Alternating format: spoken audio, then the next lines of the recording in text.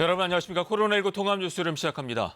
삼성물산 제일모직 합병과 경영권 승계 과정을 둘러싼 의혹 등으로 검찰 수사를 받아온 이재용 삼성전자 부회장의 구속 여부가 오늘 결정됩니다. 법원은 잠시 뒤 이 부회장과 삼성 전직 임원 2명에 대해 구속영장 심사를 열 예정인데요. 서울중앙지법에 나가 있는 취재기자 연결합니다. 박진수 기자, 영장 심사는 언제 시작하는지요? 삼성전자 이재용 부회장 등에 대한 구속영장 심사는 오늘 오전 10시 반쯤 이곳 서울중앙지법에서 열릴 예정입니다. 오늘 심사는 원정숙 영장전담 부장판사가 심리할 예정입니다. 검찰이 방대한 양의 수사 자료를 바탕으로 150쪽에 달하는 영장 청구서를 제출한 만큼 신문에도 적지 않은 시간이 걸릴 것으로 보입니다. 구속영장 심사가 시작되려면 아직 1시간가량 남았지만 법원 앞엔 벌써부터 취재진과 삼성 관계자들이 몰려 다소 혼잡한 상황입니다. 특히 외신들도 이 부회장의 영장 심사를 취재하기 위해 이곳에 나와 있는데요. 이 부회장의 구속 여부가 국내뿐만 아니라 해외에서도 큰 관심 사안임을 알 수 있는 대목입니다. 자, 검찰이 그동안 1년 반 넘게 수사를 해왔는데 이 부회장이 받는 혐의 어떤 겁니까? 네, 검찰은 삼성이 이 부회장의 경영권 승계를 위해 자본시장을 교란하는 갖가지 부정행위를 저질렀다고 보고 있습니다. 검찰이 특히 주목하는 건 지난 2015년 5월부터 9월 사이 이뤄진 삼성물산과 제일모직의 합병 과정인데요. 양 회사 이사회 의결과 주주총회 등을 거쳐 합병이 이뤄지는 단계마다 인위적이고 의도적인 시세 조종 등 불법 행위가 이뤄졌다는 게 검찰의 판단입니다. 검찰은 또 이번 수사의 단초가 된 2015년 말 제일모직 자회사 삼성바이오의 회계 사기 의혹에 대해서도 고의적 분식 회계가 맞다고 결론을 내렸습니다. 특히 검찰은 이 부회장이 이런 부정행위에 깊숙이 관여한 증거로 미래전략실에 보고문건 수백 건 등을 확보했는데요. 오늘 영장심사에서도 이런 점을 부각시키며 이 부회장의 혐의가 중대하다는 점을 강조할 것으로 보입니다. 반면 이 부회장 측은 관련 내용을 지시하거나 보고받은 바 없다면서 적극 혐의를 부인하고 있는 만큼 영장심사에서 어떤 결과가 나올지 주목됩니다. 지금까지 서울중앙지법에서 KBS 뉴스 박진수입니다. 삼성 입장에선 또다시 그룹 총수인 이재용 부회장이 구속의 갈림길에 서게 된 건데요. 호소문까지 내며 이번 구속영장 심사에 촉각을 곤두세우고 있습니다. 삼성 서초 사옥에 나가 있는 취재기자 연결합니다. 정규진 기자, 이 부회장이 또다시 구속될 수 있는 상황에 처했는데 현재 그곳 분위기 어떻습니까? 네, 사실 조금 전에 출근하시는 삼성 직원분들께 직접 분위기를 좀 여쭤봤는데요. 대체로는 차분하게 상황을 지켜보겠다는 반응이지만 검찰 수사가 좀 무리한 거 아니냐 이런 부정적인 시각도 있었습니다. 그룹 차원에서는 이 부회장의 방어에 총력을 다하는 모습인데요. 구속영장 청구가 지난 4일, 이때부터 연이어 3일 동안 이 부회장을 방어하는 입장이 나왔고요. 특히 영장 심사를 하루 앞둔 어제는 호소문까지 발표했습니다. 근데 이례적인 건요. 그동안 삼성은 검찰이 적용하는 혐의나 재판의 쟁점 자체에 대해선 말을 아꼈었는데 어제 호소문을 보면 삼성물산과 제일모직의 합병은 적법하게 진행됐다. 삼성바이오로직스의 회계도 국제회계 기준에 맞게 처리됐다. 이렇게 혐의 자체를 직접 부정하는 입장을 낸 겁니다. 심지어는 출처 자체가 의심스러운 보도가 계속되고 있다는 주장까지 내놨습니다. 삼성은 또 이 부회장에 대한 수사나 구속은 우리 경제에 피해를 줄 수 있다는 기존의 프레임을 호소문에 담기도 했습니다. 코로나19 사태와 미중 무역 분쟁으로 경제가 위기다. 이를 극복하는 데 삼성이 역할을 할 수 있도록 해달라. 이렇게 일종의 여론전을 편 것으로 보이는데요. 실제로 오늘 아침에는 상당수 우호적인 언론 보도들이 나오기도 했습니다. 또 과거 대검 중수부 출신의 최재경 삼성전자 법률고문을 중심으로 이른바 전직 특수통 검사들로 변호인단을 꾸리며 수사에도 적극 대응하고 있습니다. 결국 관심은 구속영장이 발부될 거냐겠죠. 다툼의 여지가 있다며 기각될 거라고 보는 시각, 또 검찰이 명백한 증거를 잡은 걸로 보인다며 발부를 예상하는 시각이 엇갈리고 있습니다. 지금까지 삼성 서초 사옥에서 전해드렸습니다. 다음 소식입니다. 지난달부터 시작한 세 차례 등교에 이어서 오늘은 중1과 초등학교 5, 6학년 학생들이 등교 수업을 시작했습니다. 이로써 전국 학생 595만여 명이 모두 학교 수업을 듣게 됐는데요. 하지만 롯데월드를 다녀왔던 학생이 확진 판정을 받은 서울의 한 고등학교가 원격 수업으로 대체하는 등 등교 차질도 계속되고 있습니다. 현장 취재기자 연결합니다. 자, 양민철 기자, 이 길었던 순차적 등교 수업 과정이 마무리됐는데 오늘 학생들 잘 등교했습니까? 네, 올해 첫 등교를 한 중학교 1학년 학생들은 20분 전인 9시 10분쯤 등교를 모두 마쳤습니다. 이곳은 전교생이 500여 명 남짓인 학교로 오늘은 1학년 학생 160여 명만 등교했습니다. 오늘 전국적으로 3개 학년이 학교에 가면서 지난달 20일부터 시작된 등교 수업이 마무리됐습니다. 원래 등교일인 3월 2일부터 따지면 거의 100일 만입니다. 이로써 전국 학생 약 595만 명이 등교해 수업을 듣게 되는데요. 전국 모든 학년이 등교하면서 학교 내 방역의 중요성은 더욱 커졌습니다. 교육부와 질병관리본부는 이에 어제 업무 협의를 진행했는데요. 학생들이 환기가 어렵거나 밀폐된 곳에서 활동하지 않도록 교육하기로 했고요. 또 학생들에게 올바른 마스크 사용법을 교육하는 한편 점심시간이나 쉬는 시간엔 야외에서 거리를 두고 마스크를 벗고 숨 쉬는 시간을 갖도록 권장했습니다. 이어 수도권에선 기숙사 학교에 대해 진단검사도 이어가기로 했습니다. 하지만 등교 차질도 계속되고 있죠. 양 기자가 나가 있는 이 중랑구 지역에서도 확진자가 나와서 수업에 차질을 빚고 있다고요? 네, 제가 나와 있는 곳이 서울 중랑구의 중화중학교인데요. 이곳에서 차로 10분 거리에 있는 원묵고등학교에서 고3 학생이 확진 판정을 받으면서 현재는 격리 치료 중입니다. 앞서 이 학생은 지난달 한 차례 음성이 나왔지만 서울 롯데월드몰 확진자와 동선이 겹쳐 재검사를 받은 결과 양성 판정을 받았습니다. 이 학생은 같은 학교 친구들과 함께 지난 5일 롯데월드를 다녀온 것으로 파악됐습니다. 이에 원묵고는 오늘부터 사흘간 원격 수업으로 전환하며 같은 반 학생을 비롯해 우선순위 검사자 150명을 검사하고 교내에는 도보 이동형 선별진료소를 설치해 오늘부터는 교내 교직원과 학생들도 모두 검사할 예정입니다. 인근 원묵중도 원묵고 검사 결과가 나오는 내일까지 이틀간 원격 수업으로 전환하기로 했습니다. 수도권 지역을 중심으로 학원과 물류센터, 개척교회 등 관련 확진자가 잇따르면서 등교 수업일을 조정한 학교들도 현재는 수도권에 몰려 있습니다. 지난 5일 기준으로 전국에서 등교 수업일을 조정한 학교는 모두 514곳인데 그중 99%인 510개 학교가 수도권 학교입니다. 지금까지 서울중화중학교에서 KBS 뉴스 양민철입니다. 네, 수도권에서 탁구장과 방문 판매업체, 또 소규모 종교 모임 등을 통한 감염이 계속 확산되고 있습니다. 대부분 마스크 착용이나 거리 두기 같은 기본적인 방역 수칙을 지키지 않은 것으로 확인됐습니다. 보도에 김진아 기자입니다. 서울 양천구 탁구장 3곳에서 시작된 감염이 이어지고 있습니다. 지난 4일 첫 확진자가 나온 이후 나흘 만에 23명까지 늘었고 2차, 3차 감염 사례까지 나오고 있습니다. 서울의 한 영어 유치원에선 조리사가 확진됐는데 탁구장 이용자의 가족과 식사를 했다 감염된 것으로 추정됩니다. 지금까지 탁구장 관련으로 양천구 보건소에서 검사를 받은 사람은 100여 명. 방역당국은 아직도 탁구장 3곳에 대한 이용자 파악에 어려움을 겪고 있습니다. 회원 명단만 있을 뿐 실제 탁구장을 이용한 출입자 명부는 없었습니다. 이 자유업이기 때문에 꼭 회원만 이용하는 것도 아니고 다른 사람들이라도 시간 날 때 탁구장을 이용할 수 있는 사람은 할 수 있는 거기 때문에 실내에서 하는 격렬한 운동이어서 침방울이 튈 위험이 크지만 대부분 마스크를 쓰지 않는 것으로 방역당국은 파악하고 있습니다. 최근 집단 감염이 발생한 방문 판매 업체와 교회 소모임 역시 이런 문제점이 발견됐습니다. 모든 사례에서 마스크 미착용, 거리두기 미준수, 소독과 환기의 소홀 등 방역 수칙이 지켜지지 않은 것을 확인할 수 있었습니다. 정부는 앞으로 일주일이 수도권 방역에 큰 고비가 될 것이라며 방역 수칙을 준수하지 않는 안일함이 치명적 결과를 초래할 수 있다고 강조했습니다. KBS 뉴스 김진아입니다. 북한이 김정은 국무위원장이 주재한 가운데 노동당 중앙위원회 정치국 회의를 개최했습니다. 조선중앙통신과 노동신문 등 북한 매체들은 노동당 중앙위원회 제7기 제13차 정치국 회의가 어제 김정은 위원장이 참가한 가운데 진행됐다고 오늘 보도했습니다.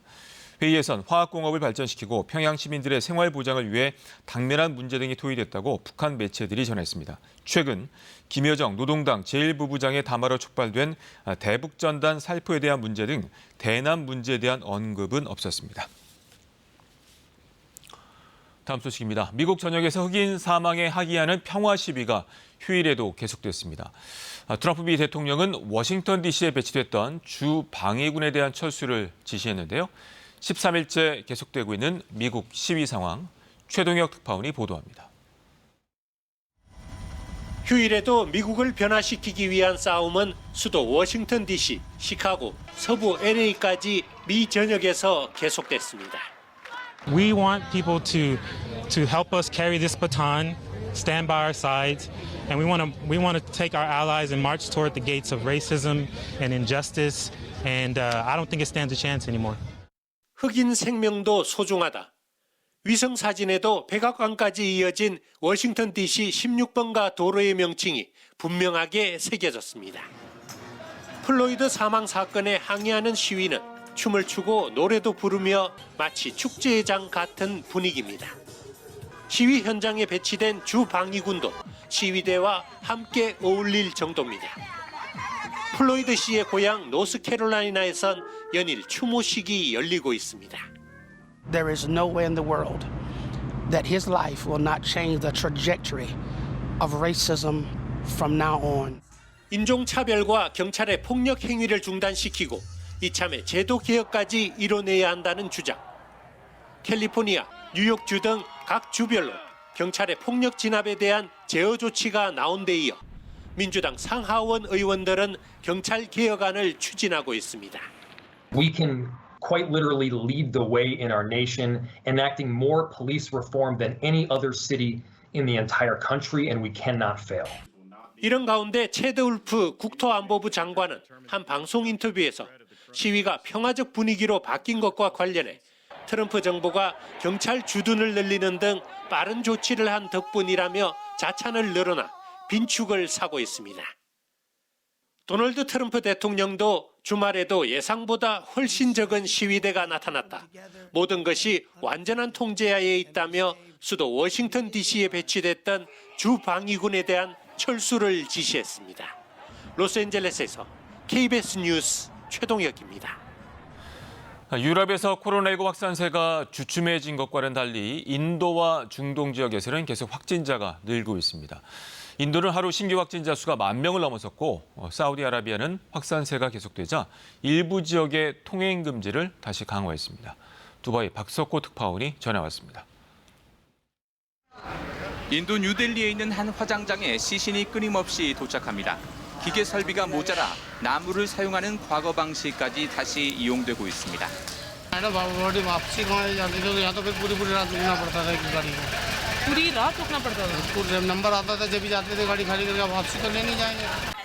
유족들은 병원에서 제대로 치료가 이루어지지 않고 있다고 말합니다.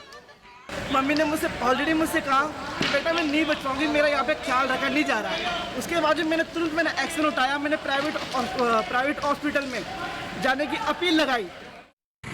인도의 코로나19 하루 신규 확진자가 계속 늘어 10,000명을 넘어섰습니다. 총 확진자는 25만 7천여 명, 사망자 수는 7,200여 명이지만 실제 감염된 인원과 사망자는 더 많을 것으로 추정됩니다. 오늘부터는 쇼핑몰과 식당, 호텔 등도 영업을 시작할 예정이어서 확산세가 더 커질 수 있다는 우려도 나옵니다. 이처럼 확산세가 꺾이지 않는 상황은 사우디아라비아도 마찬가지입니다.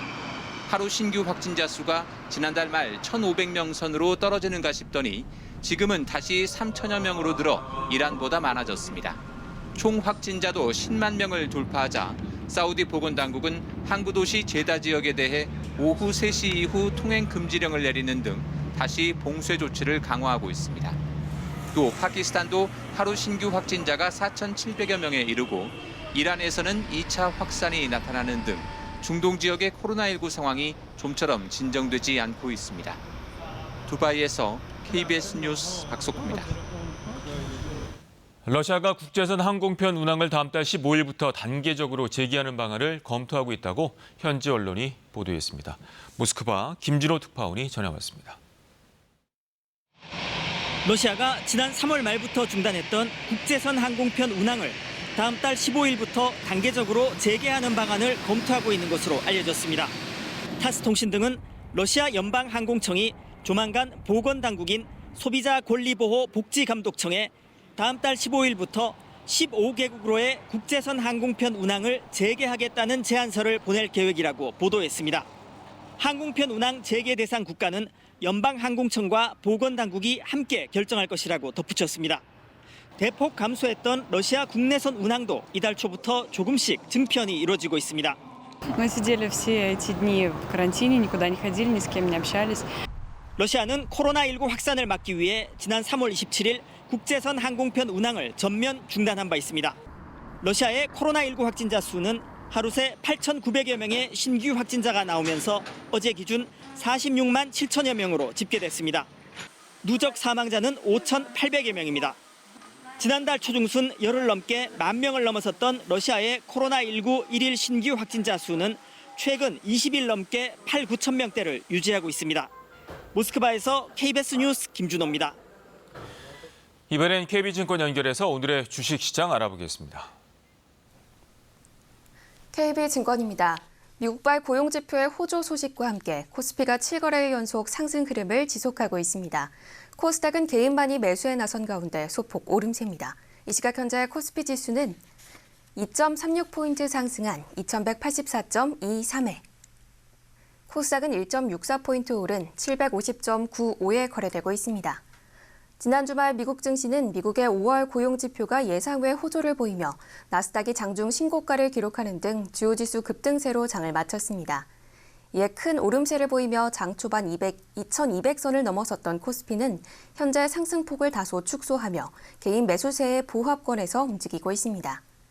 오펙 플러스가 원유 생산 감산을 7월 말까지 연장 결정하며 S-오일과 SK이노베이션이 나란히 상승하는 등 국내 정유주가 강세인 반면 금호전기는 실적 악화 속에서도 신사업을 추진한다는 소식이 전해지며 9% 넘게 내림세입니다. 이 시각 현재 달러화에 대한 원화 환율은 1,204원 20전에 거래되고 있습니다. 지금까지 KB증권이었습니다.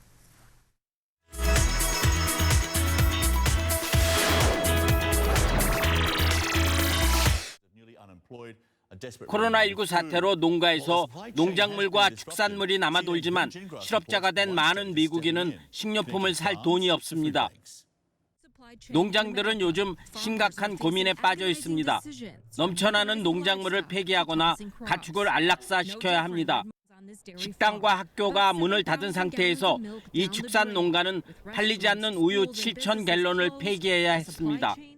There's no place for this milk to go. It has to get dumped. And it created a bit of a silence. 하지만 미국 전국적으로 식품이 필요한 실업자들이 넘쳐납니다. 이런 불일치 문제를 해결하기 위해 뉴욕주가 나섰습니다. 농장으로부터 남아도는 식품을 구매해서 푸드뱅크를 통해 필요한 주민들에게 지원하는 겁니다. 농부와 실업자 모두에게 도움을 주는 이런 정책이 호응을 얻고 있는데요. 이에 힘입어 연방 하원은 농가를 위해 주정부들이 더 많은 예산을 사용할 수 있도록 허용하는 법안을 논의하고 있습니다. 코로나19의 영향으로 매출이 감소한 사업자를 체험형 애플리케이션으로 지원하려는 움직임이 나오고 있습니다. 관엽 식물을 생산하는 무코 사토시입니다. 코로나19로 꽃집들이 한때 휴업해 도매 매출이 40% 줄었습니다. 그래서 활용하려는 것이 도쿄의 한 IT 기업이 개발한 이 애플리케이션인데요. 앱을 시작하면 사용자가 있는 공간이 스마트폰 화면으로 보입니다. 여기에 캐릭터가 등장하는데요. AR, 즉 증강현실 기술을 활용해 다양한 각도에서 식물들의 매력을 보여줍니다. 마음에 드는 상품이 있으면 화면을 터치해서 구입할 수 있습니다. 商品が画面越しですけどイメージができるっていうのは大きいなと思うんですよ。私たちは買う前をいかに楽しくできるかっていうことにフォーカスを当ててサービスを作っています。 애플리케이션 개발 회사에서는 이 밖에도 다양한 생산자와 사업자를 모집해 이르면 이달부터 본격적인 서비스를 시작할 계획입니다. 코로나19로 움츠렸던 독일 남부 바이에른주의 관광산업이 다시 기지개를 켜고 있습니다. 루트비히 2세가 건설한 노이슈반슈타인 성과 독일에서 세 번째로 큰 호수인 킴제, 독일 최고봉인 초크슈피제와 같은 멋진 관광지가 있고 세계 최대의 맥주 축제인 옥토버페스트 같은 세계적인 행사로 유명한 바이에른주. 이곳의 주요 산업 중 하나는 관광산업입니다. 연간 관광객 수는 4천만 명 이상. 그동안 코로나19 여파로 사람들의 발길이 뚝 끊겼는데요. 최근 호텔과 콘도, 캠핑장 등의 영업이 시작되고 주요 관광지 출입도 허용되면서 사람들이 다시 찾기 시작했습니다. 일부 숙박업소는 이미 하절기 예약이 꽉 찼을 정도입니다. Wir haben die ganze Zeit eigentlich geschaut, wann wir wieder raus können und wann es aufmacht. Und heute der erste Tag und wir sind direkt gefahren. 사람들이 많이 모이는 곳에선 여전히 마스크를 착용해야 하지만 그래도 몇 달 만에 찾은 예전의 모습에 다들 웃음이 가득합니다. 천혜의 자연과 역사적인 건물들, 사람들의 밝은 미소가 가득한 바이에른주는 올 여름에도 독일의 인기 관광지가 될 것으로 보입니다. 코로나19로 세계 곳곳에서 긴장의 끈을 놓지 못하고 있지만 중국 네이멍구 초원에서는 올해도 변함없이 가축들의 대이동이 시작됐습니다. 동이체 특이도 전인 새벽 4시, 목축 농민들은 가축을 좀 더 빨리 출발시키기 위해 이른 새벽부터 나왔습니다. 이동 시간과 동선을 최소화해야 비용을 줄일 수 있고 이동 후 가축의 성장에도 도움이 되기 때문입니다.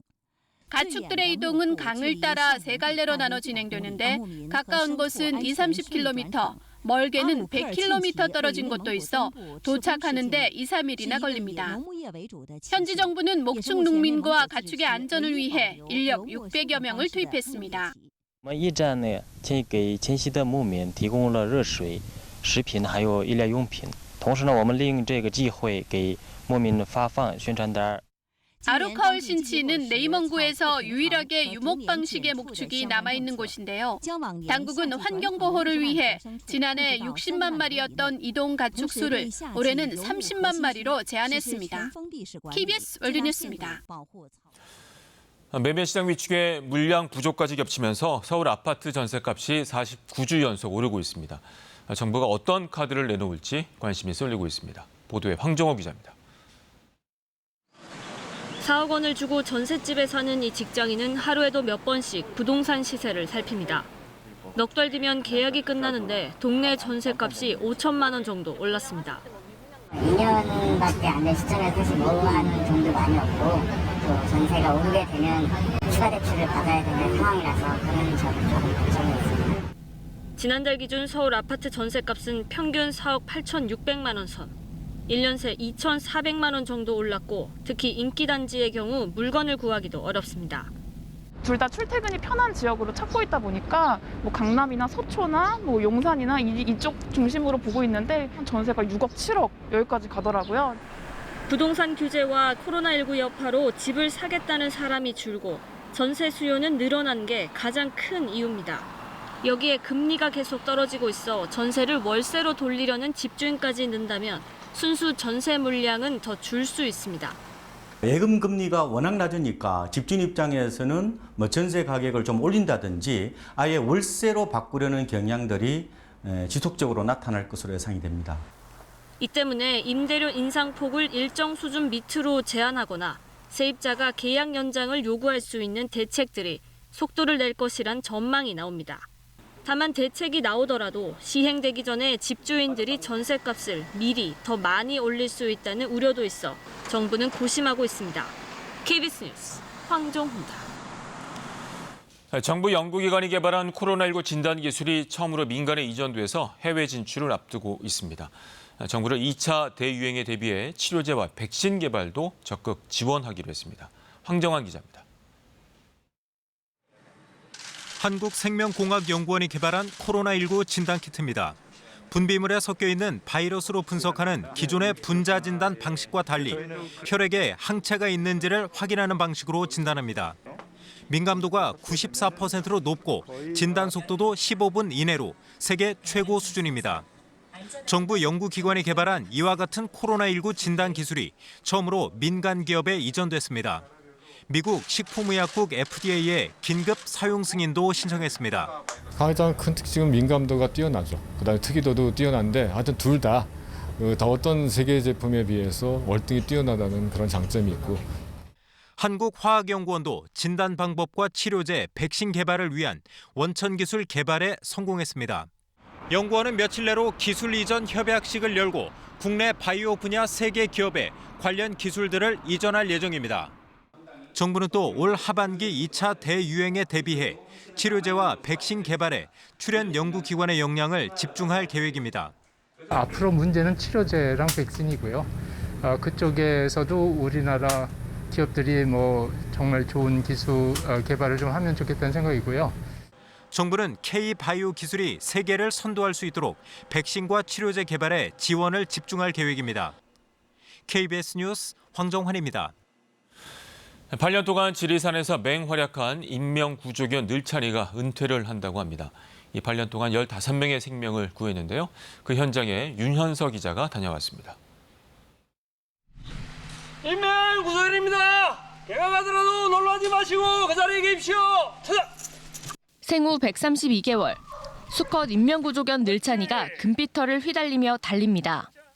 지난 2013년 산청소방서에 배치된 늘찬이는 인명구조견입니다. 실종자를 찾아 어디에 있는지 위치를 알리는 일을 주로 해왔습니다. 건물이 무너진 재해 현장에서 다친 사람을 찾아내고 악천후 속에서 길을 잃은 산악인을 찾아 구조하는 임무까지 지난 8년 동안 130여 차례 출동해 15명의 생명을 구했습니다. 5년 전 진주 명성면 인근 야산에서는 실종됐던 80대 치매 노인을 찾아 가족의 품으로 보내기도 했습니다. 2013년에는 세계 인명구조견 경진대회에 나갈 수 있는 참가권을 얻을 정도로 능력을 인정받았습니다. 늘찬이 같은 경우는 이제 활동성이 뛰어나고 체력이 아주 강합니다. 후각 능력도 물론 마찬가지겠지만 그런 능력을 이용해서 지금 인명구조견 역할을 수행해 왔었습니다. 구조견은 사람보다 10,000배 이상 뛰어난 후각과 40배 이상의 청각 능력을 가지고 있습니다. 수색 능력이 구조대원 30명에 맞먹는 수준으로 평가됩니다. 이렇게 아직도 잘 달리고 체력도 좋지만 늘찬이 나이는 만 11살, 사람 나이로 80대가 되면서 은퇴하게 됐습니다. 대원들은 재난과 사고 현장에서 고락을 함께한 늘찬이에게 고마움을 담아 마지막 인사를 건넵니다. 늘찬아 8년 동안 산악구조 출동 및 인명구조 출동한다고 고생했고 앞으로 새 주인 만나서 행복하게 잘 살아. 안녕. 8년 구조 임무를 마치고 은퇴하는 늘찬이는 앞으로 일반 가정에 분양될 예정입니다. KBS 뉴스 윤현서입니다. 오늘은 어제보다 더 덥겠습니다. 충북과 경북 내륙에 폭염주의보가 내려진 가운데 한낮에 대구가 35도, 단양이 34도, 서울이 31도 등 어제보다 1도에서 6도 높겠습니다. 열기가 계속 쌓이면서 내일은 서울이 33도로 기온이 더욱 올라 폭염특보도 확대될 가능성이 높습니다. 오늘은 전국이 맑은 가운데 자외선 지수가 매우 높겠고요. 오후가 되면 제주를 제외한 전 권역의 오존 농도도 나쁨을 보이겠습니다. 날씨 전해드렸습니다. 코로나19 통합 뉴스룸은 잠시 뒤 11시에 이어집니다. 고맙습니다.